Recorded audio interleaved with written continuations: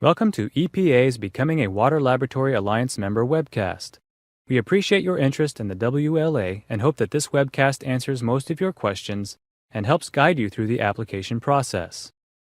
After completion of this webcast, as a prospective WLA member, you will be able to describe the background and purpose of the WLA, including the context in which it was formed, describe the benefits of becoming a member of the WLA, explain how to access security-related tools and additional WLA documents, and navigate the ERLN website to find information on membership to facilitate the application process. Various agencies within the federal government, such as the Environmental Protection Agency, Food and Drug Administration, United States Department of Agriculture, and Centers for Disease Control and Prevention, are responsible for sample analysis from any source, be it environmental, food, animal, agricultural, or clinical. Each agency has developed a laboratory network to conduct analyses. For example, the Laboratory Response Network is operated by the Centers for Disease Control and Prevention. In the event of an emergency, it is expected that all of these networks can communicate their findings to facilitate an effective response to the emergency. The Integrated Consortium of Laboratory Networks was established by Memorandum of Agreement in June 2005 to create a structure for an integrated and coordinated response to and consequence management of nationally significant incidents requiring laboratory response capabilities. The ICLN provides the mechanism by which laboratory networks can share information, optimize and coordinate resources, and conduct strategic planning. The Department of Homeland Security chairs the ICLN. In addition to the DHS, the other 9 participating federal agencies are Department of Agriculture, Department of Commerce, Department of Defense, Department of Energy, Health and Human Services, Department of Interior, Department of Justice, Department of State, and the EPA. The participating laboratory networks include the following: the Laboratory Response Network, managed by CDC under the Department of Health and Human Services for clinical sample analyses; the National Animal Health Laboratory Network under the USDA for food and animal analyses; the National Plant Diagnostic Network, also under the USDA for crop and plant sample analyses; the Food Emergency Response Network, which is co-led by FDA and USDA for analyses of the human food supply; and the Environmental Response Laboratory Network, managed by EPA for environmental analyses including soil, air, water, and surface samples. Department of Defense also is developing a laboratory network. To provide the laboratory capability for environmental matrices, EPA launched the Environmental Response Laboratory Network, or ERLN, in 2008. The ERLN is a nationwide network of laboratories that addresses chemical, radiochemical, as well as some biological threats in environmental media, including water. By integrating the capabilities of existing public and accredited private sector laboratories, the ERLN supports environmental response efforts. As indicated earlier, the ERLN is also a member of the ICLN. The ERLN is composed of laboratories that meet ERLN quality assurance and quality control requirements and are collectively prepared to respond to contamination events of any size. It is important to note that the ERLN operates under the Incident Command System, or ICS, which is a standardized, scalable structure to coordinate emergency response. The ERLN also uses existing capabilities and networks. Since the ERLN is an all-hazard, all-environmental media laboratory network, participating laboratories have the capability to analyze air, soil, surface, and/or water samples for chemical, biological, and/or radiochemical contaminants. The WLA is an integral part of the ERLN and focuses on water. The WLA provides the water sector with an integrated nationwide network of laboratories to support water contamination events. The water sector encompasses all entities that deal with water and water resources on a day-to-day basis. The WLA is composed of drinking water, public health, environmental, and select commercial laboratories. So what exactly does the WLA do? The WLA provides the water sector with the laboratory capabilities and capacity to analyze water samples in the event of natural, intentional, or unintentional water contamination. Such events may involve chemical, biological, or radiochemical contaminants. Support is provided through the establishment of a comprehensive national laboratory response approach, also known as the WLA Response Plan. The plan provides the structure for a systematic and coordinated response to a water contamination incident. Should you respond to the call to action and pursue WLA membership, you will be helping the country respond to environmental emergencies that impact the water sector, and you will be providing public confidence that contaminants will be accurately identified and quantified. You will also receive a number of benefits with your membership. As a member of this nationwide laboratory network, your laboratory will have increased visibility. Since member laboratories have been screened to ensure that minimum standards are met, you will have enhanced credibility among government agencies, utilities, etc. In the event of a contamination incident, you may receive analytical support to address any analyses not normally performed by your laboratory, such as analyses for select pathogens or chemical warfare agents. Additionally, members are linked into a network of local, state, and regional laboratories that can help meet surge capacity needs. Knowledge of your neighboring laboratories' capabilities and capacities will help increase your utility or laboratory emergency response preparedness.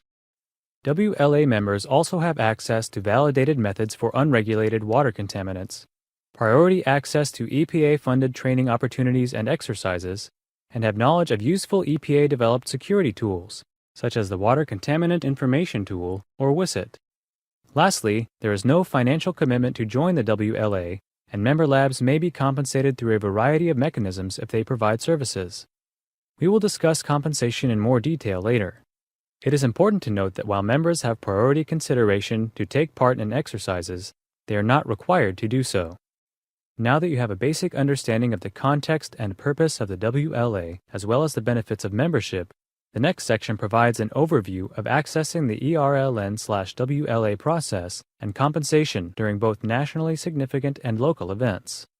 During both national level and local incidents, the ERLN/WLA works in support of an analytical service requester within the incident command system.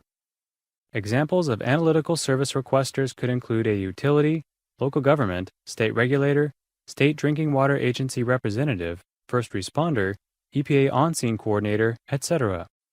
The analytical service requester, either alone or with others, such as the EPA contracting officer, coordinates all laboratory analytical services and is responsible for all ERLN/WLA activities during a response, including identifying the analytical services needed, assuring the project has measurement quality objectives, identifying and selecting the appropriate laboratory, handling shipping to the appropriate laboratory, managing the data, and assuring compensation.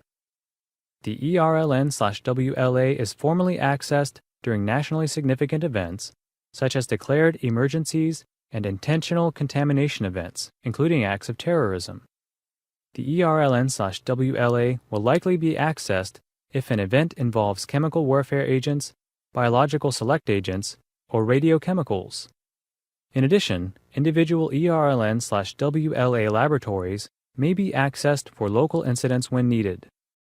One question you may have as a prospective member of the WLA is how are laboratories compensated for analyses?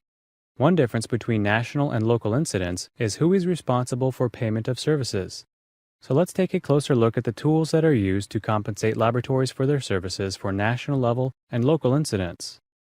During a national event, EPA can order analytical services from Basic Ordering Agreement holders, or BOA holders, in response to an incident. This can occur either directly with a laboratory using a sole source purchase order, or on a competitive basis by generating a request for quote, or RFQ. The purchase order, or RFQ, will detail the level of effort required, such as number of samples, analytical methods needed, delivery schedule, and quality assurance measures. Each ERLN/WLA member is encouraged to enter into a BOA, which is a written instrument of understanding negotiated with EPA. A BOA is the primary mechanism through which EPA can contract analytical services from ERLN/WLA members. The BOA itself is not a contract, but rather a prearranged agreement, meaning there is no obligation for a laboratory to provide services. A BOA outlines the terms and clauses applying to future purchase orders, the description of supplies or services to be provided, as well as methods of pricing, issuing, and delivering future purchase orders.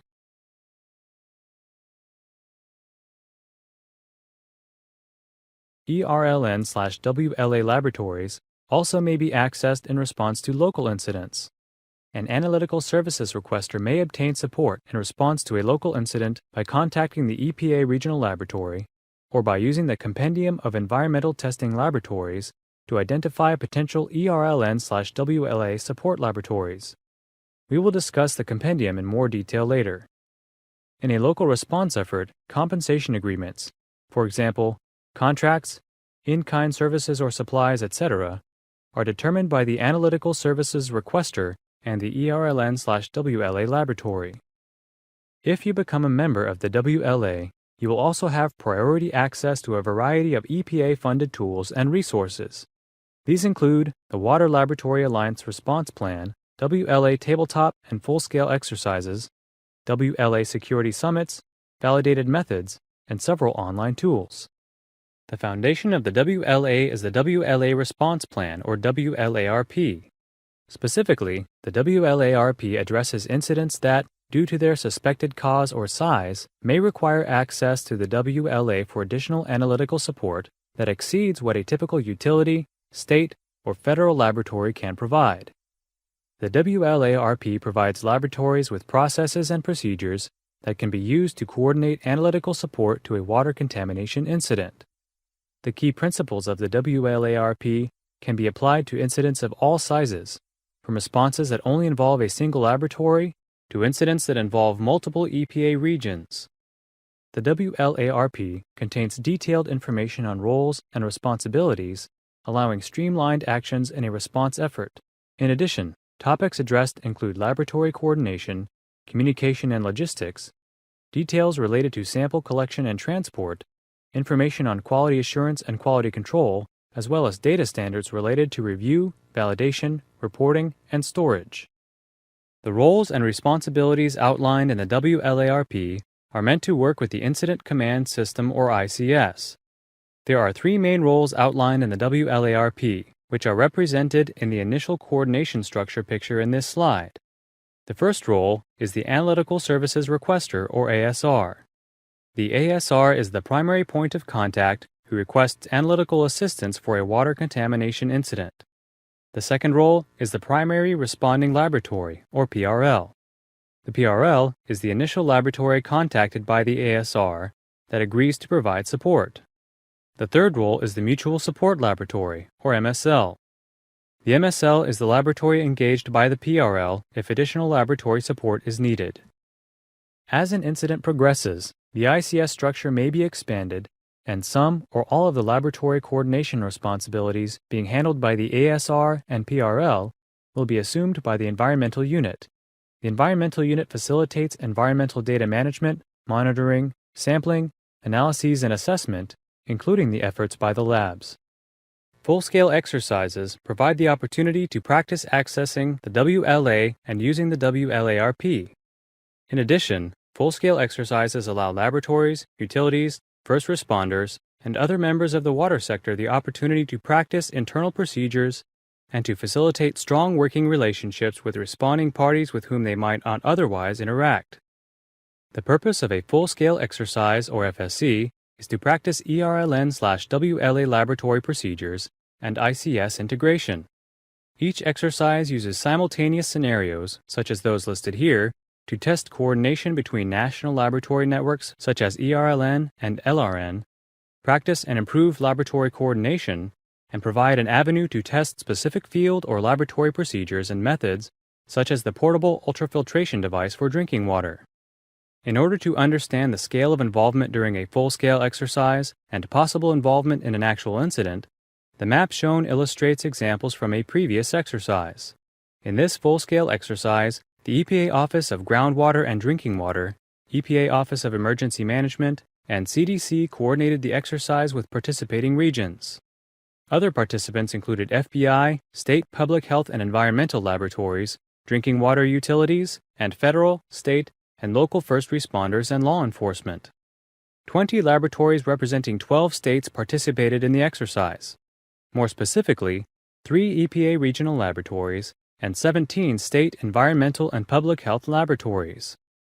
Full-scale exercises allow participants to practice procedures related to providing support to an environmental and public health incident that includes actual sample analyses, communication, coordination, and data reporting. As a member of the WLA, you will have opportunities to participate in future exercises. Another resource for WLA members is participation in the WLA Security Summits. The first WLA Security Summit was held in Philadelphia, Pennsylvania, in October of 2009 to highlight the official launch of the WLA. The purpose of a summit is to actively engage a vast array of technical and leadership staff from the water sector, laboratory, and emergency response communities. Participants are given the opportunity to learn about WLA program elements, practice the WLA response plan for water contamination incident response, and practice using EPA security-related tools and resources. A highlight of the summits has been the tabletop exercise, featuring a multi-tiered disaster scenario requiring large-scale response, including laboratory analyses. The tabletop exercise allows participants to utilize the WLA-RP as they would in an actual emergency response situation. In addition to the tabletop exercise, the summits have provided presentations and demonstrations of key security-related tools, including WSIT, EPA Lab Compendium, and WebEDR. To date, feedback from summit participants has been very positive. For example, a participant from the 2010 summit said that collaboration made me aware of the importance to become a part of the ERLN/WLA. I will apply as soon as I go back to my office and pass it along to our staff and partners. In addition to hosting exercises and summits to increase preparedness, the WLA helps develop, optimize, and validate methods for unregulated chemical, biological, and radiochemical contaminants in water. A benefit of membership is access to these new validated methods and possible participation in optimization and validation of those methods. New chemical, biological, and radiochemical methods may be developed, optimized, and validated by any number of partners. For example, the EPA National Homeland Security Research Center, EPA regions, CDC, and drinking water, environmental, and public health laboratories. For example, WLA has collaborated with the EPA National Homeland Security Research Center to optimize methods for E. coli 0157H7 and Vibrio cholerae in water. WLA also has collaborated with EPA Region 5 to expand liquid chromatography mass spectrometry methodologies to analyze for more unregulated contaminants, which will shorten laboratory response times. WLA also pursues leveraging and multi-laboratory validation of methods from other matrices for use in water.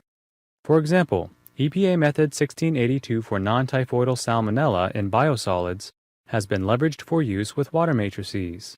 Communication and access to new methods will take place as they become available. Another important resource for WLA members is the WLA Training Center.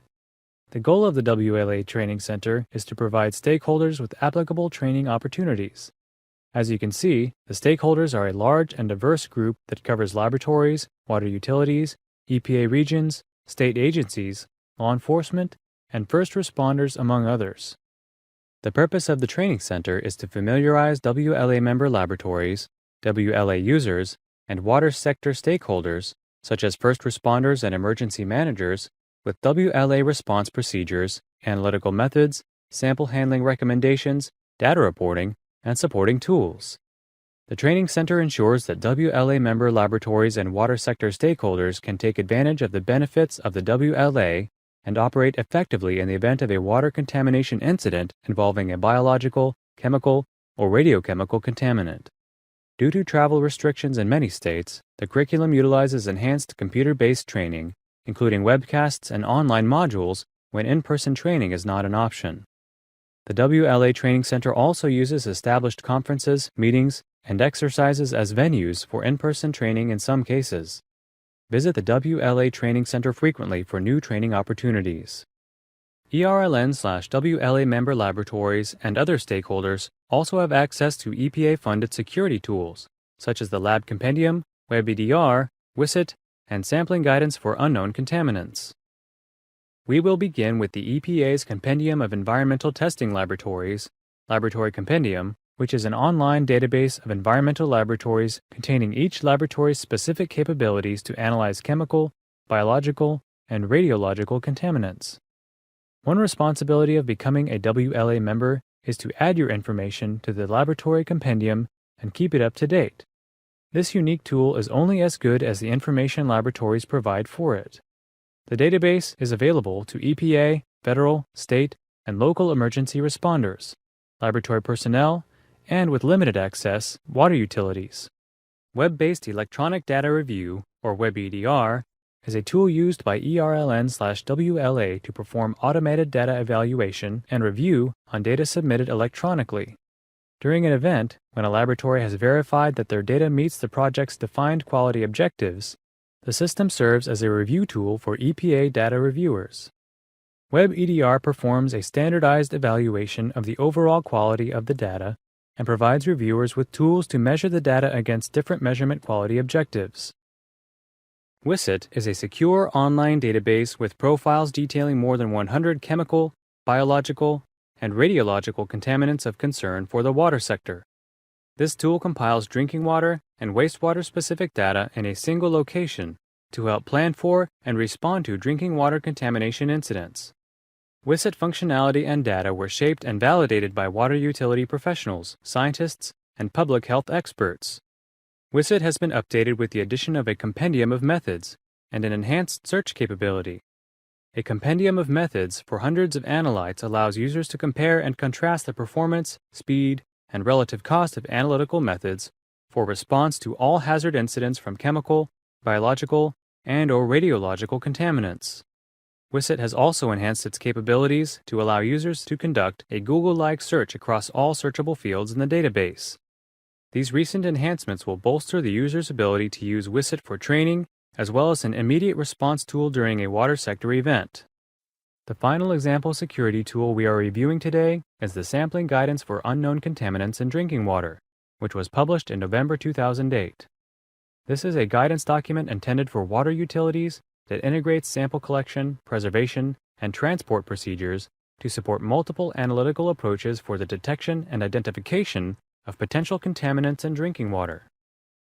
The guidance document provides utilities with an example of what is required for a comprehensive sampling program and can be used to enhance laboratory, utility, and emergency responder preparedness by supplementing a utility's emergency response plan.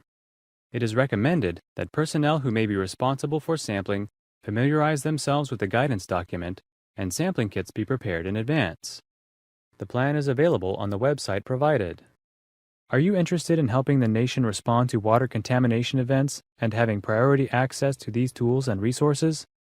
Let's take a look at the requirements for WLA membership and how to become a member. Participation in the ERLN and WLA is free of charge and is open to all laboratories that meet ERLN requirements. These requirements include the following. First, a laboratory must have a current quality management system, which can be National Environmental Laboratory Accreditation Program, International Organization for Standardization 17025, Drinking Water Certification, or be able to make an appropriate demonstration of an equivalent system. To become a member, your laboratory must have analytical capabilities and capacities for chemical, biological, and/or radiochemical contaminants in environmental matrices. Your laboratory must agree to use ERLN methods and reporting requirements as requested and will need to ensure data and information security. Laboratories must participate in proficiency testing programs and may be subjected to audits as appropriate. In most instances, the ERLN program office will request results of previous audits to minimize disruption in laboratory operations. When required, laboratory evaluations are carried out to monitor the laboratory's ability to provide analytical services. Specialty laboratories, such as radiochemical laboratories, must meet laboratory-specific health and safety requirements. And finally, all member laboratories participate in the laboratory compendium. The ERLN/WLA application process consists of 4 steps. First, you must complete the ERLN/WLA application packet and provide supporting documentation on quality system accreditation. In doing so, please remember to check the box for WLA if applying to both memberships. Next, complete the laboratory compendium registration process and enter or update the information for your lab's profile. Next, attach the laboratory compendium submission summary page to your ERLN/WLA application packet. Lastly, submit your compiled application packet containing all required materials as directed. The application deadline listed on the website is a rolling deadline, so feel free to apply at any time. For more information, see the EPA ERLN website provided. Once an application is received, EPA will review the application and notify the laboratory of membership status via email within 90 days of receipt of the application. The laboratory may be contacted for additional information or documentation as needed. The laboratory will receive an approval letter for WLA membership and information on establishing a BOA with EPA. We would like to encourage all of you to become members of the ERLN/WLA. To get started, navigate to the ERLN homepage at www.epa.gov/ERLN. From there, click on the Join the ERLN link on the right side of the page. Once on the Join Us page, begin by reviewing Policy for Membership in the ERLN. This document reviews the criteria for a laboratory to join and maintain their status as a member of the ERLN. Once familiarized with the criteria, return to the Join Us page and select Complete Laboratory Membership for ERLN application. To begin, you will need to provide contact information for the laboratory and for 3 laboratory personnel. You will need to provide information about your quality management system, which may require accreditation documentation to be included with the general ERLN application. When applying for membership, please be sure to check the I also accept the responsibilities of the WLA laboratory membership box at the end of the application packet. This will ensure your laboratory is considered for membership in the WLA. After completing the initial application, complete the laboratory compendium registration process. To submit the overall ERLN document, you must include the signed ERLN application, the lab compendium submission summary page, supporting documentation, and complete the cover sheet for submitting ERLN membership application. All of these materials comprise a complete ERLN/WLA application packet. The packet may be submitted electronically or in hard copy form to the EPA Office of Acquisition Management at the address given. The following questions have been asked by previous applicants and may be helpful during your application process. If a laboratory is not NELAP certified, can they still apply to the ERLN/WLA? Yes, laboratories with a quality system in place are eligible. What specific skill sets should a laboratory hold in order to apply? A laboratory should hold specific knowledge and analytical capabilities for one or more of the following: chemicals, for example pesticides, nerve agents, and toxic metals; radiochemicals; select agents, for example Bacillus anthracis; non-select agents, for example E. coli, Vibrio cholerae, and Salmonella. What additional training opportunities are available to laboratories? FEMA offers training which is located at the website provided.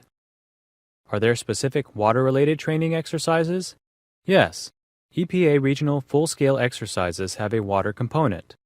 Full-scale and tabletop exercises are offered. If my lab is contacted to provide an analytical service, do I have to accept? No. If you become an ERLN/WLA member and establish a BOA with EPA, this does not mean you are required to provide services. A BOA is not a contract and does not require your lab to perform any work for EPA. However, during a non-emergency, if EPA issues a request for quote, RFQ, your lab may submit a quote, offering its services in response. If your quote is accepted, EPA will issue a purchase order. Once the purchase order is issued, you are expected to fulfill the requirement. Other frequently asked questions and information on becoming a member can be found at the website listed here.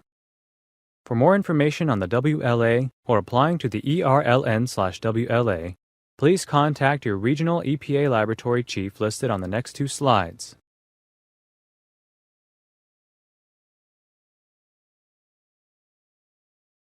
In addition to contacting EPA regional offices, you may also contact WLA@epa.gov, call the helpline, or visit the website for more information on the WLA. Feedback about this webcast is appreciated. Please send any comments or suggestions referencing the Becoming a WLA Member webcast to the WLA email address, wla@epa.gov.